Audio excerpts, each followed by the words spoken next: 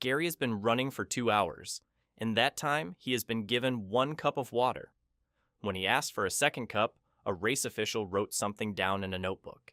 Gary is beginning to suspect that this marathon is not a normal marathon. Gary is right. This is the 1904 Olympic Marathon in St. Louis, Missouri. It is widely considered the most disastrous race in Olympic history. Historians do not argue about this one. Gary is in it. To understand how Gary got here, we need to go back a few months. In 1904, America is hosting the Olympic Games for the first time. Sort of. The Games have been attached to the St. Louis World's Fair, a much bigger and much louder event, roughly the way a gift shop is attached to a museum. The fair runs for months. The Olympics are scattered through it like loose change. Many visitors do not know the Olympics are happening. Some of the athletes are not entirely sure either. Gary is not an athlete.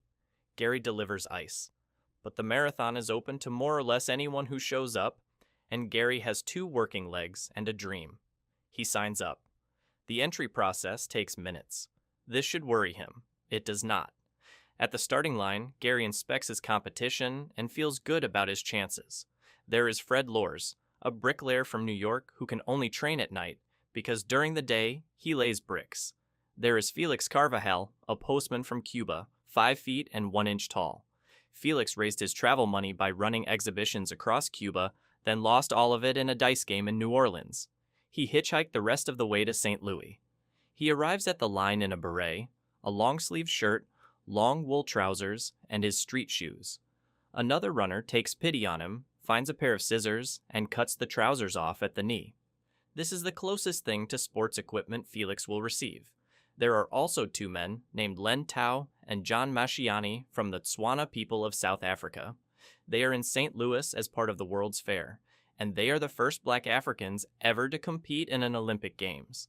They are also experienced distance runners, which makes them nearly unique in this field. And there is Thomas Hicks, a professional from Massachusetts, one of the actual favorites. Remember Thomas? Thomas is about to have the worst afternoon of his life. 32 men start the race.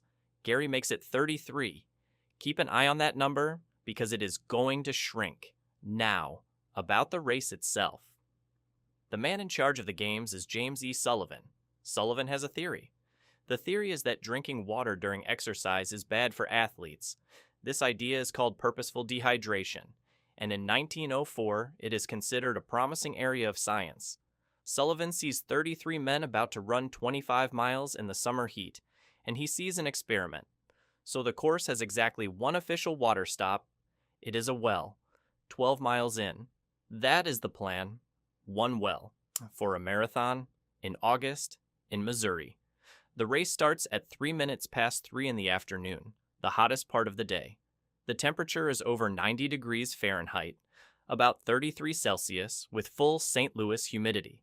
The course covers 7 hills and roads lying inches deep in dust. The roads are not closed. The runners share them with delivery wagons, trolley cars, railroad crossings, and people walking their dogs. It gets better. The officials, coaches, and doctors follow the race in automobiles, driving directly in front of and beside the runners. The cars churn the dust into clouds. The men breathe it for 3.5 hours. The doctors are, in a sense, creating their own patients as they go. Gary settles into a sensible pace. Pacing himself is Gary's entire strategy. He read about it. What Gary has not read about is what this course does to people. John Lorden, an experienced marathoner, starts vomiting and quits. Sam Meller, another favorite, cramps until he can only walk, and then he cannot even do that. William Garcia of California breathes in so much road dust that it shreds the lining of his stomach. He collapses 8 miles from the finish, bleeding internally. Doctors later say that 1 more hour on the ground, and he would have been the first person ever to die in an Olympic marathon. He was in this race for the exercise. Len Tao is running well, somewhere near the front third of the field. Then a large aggressive dog appears and chases him a full mile off the course. He returns, gets back in the race, and still finishes 9th. 9th with a detour. He is never invited back and never gets a medal, which tells you most of what you need to know about 1904. Felix Carvajal, the postman, is somehow having a wonderful time. He trots along in his cut-off trousers, chatting with spectators in broken English. He is hungry because he has not eaten in a long while, so he jogs up to an official's car, sees the passengers eating peaches, asks for one, is refused, and takes two anyway. Further on, he stops at an orchard and eats some apples. The apples are rotten. Felix gets stomach cramps, lies down beside the road, and takes a nap. Remember, Gary is racing these people, and Gary is losing. Meanwhile, at the front, things have stopped being funny. Fred Lorz, the bricklayer, cramps up at mile 9. He flags down one of the cars and gets in. This is where the story of Fred Lorz should end. It does not. The car carries him 11 miles along the course while he waves cheerfully at the runners he passes. Gary sees a competitor drive by, waving. Gary assumes he is hallucinating. Gary is not hallucinating yet. That comes later, for someone else. At mile 19, the car breaks down. Lorz, feeling refreshed, simply gets out and runs the rest. He enters the stadium first, to an enormous roar. His time is 3 hours and 13 minutes. The crowd chants. Officials prepare the gold medal. And then someone mentions the car. Lorz explains that it was obviously a joke, that he was always going to tell them. The crowd stops cheering. He is disqualified on the spot and banned for life. The ban lasts about a year. Next season, he wins the Boston Marathon on foot, and nobody can do anything about it. Which brings us back to Thomas Hicks, the actual leader, and his two-man support crew. Around mile 10, Hicks begs his handlers for water. They refuse. Instead, they sponge out his mouth with warm distilled water, which is technically not drinking. 7 miles from the finish, Hicks starts to fade, so his handlers reach for the medicine bag and feed him 1 milligram of strychnine sulfate mixed with raw egg white.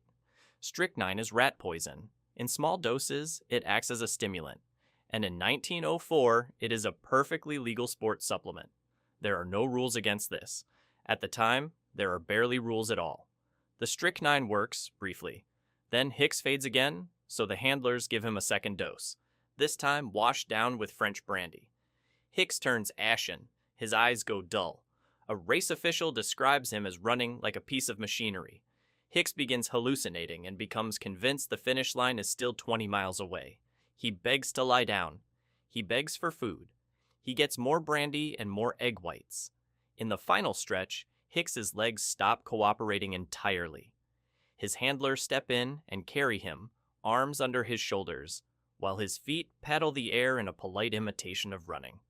In this manner, Thomas Hicks crosses the line. He is declared the winner of the Olympic marathon, a race in which he was carried across the finish by other people.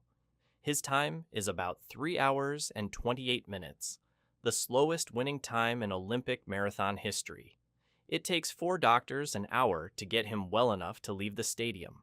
Somewhere behind him, Felix Carvajal, powered by stolen peaches, rotten apples, and a nap, finishes 4th, and Gary finishes 2.